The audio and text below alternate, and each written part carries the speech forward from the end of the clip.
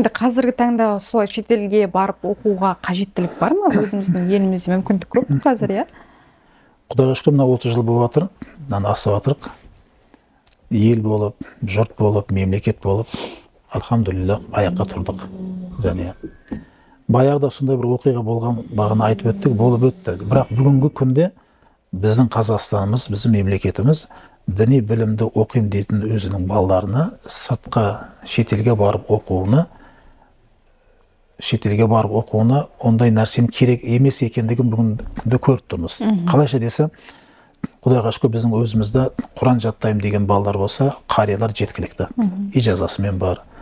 Бір адамдар фиқты оқимын десе, фақихтар бар, Құдайға шүкір. Ақида және басқа ислами білімдерін алам дейтін адам болса, өзімізде жеткілікті ғалымдар бар.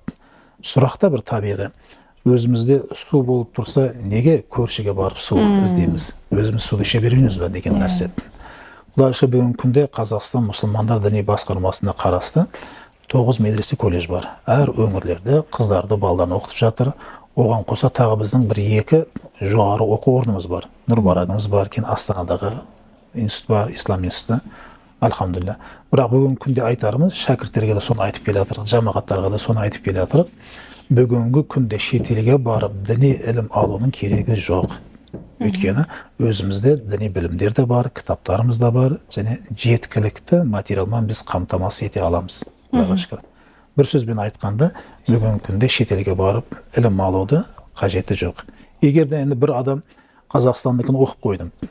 Қазақстанда қанша кітап болса бәрін оқып тастадым, қанша ғалым болса бәрін батасын алдым дегенде, шетелге барып енді реңді кішкене өзгертіп, жұрт көрем, ел көрем, басқа ғалымдар, басқа докторлардың сөзін тыңдап қайтам десе, енді өзі біледі ол нәрсе. Біз демократия, зайлы мемлекетпіз.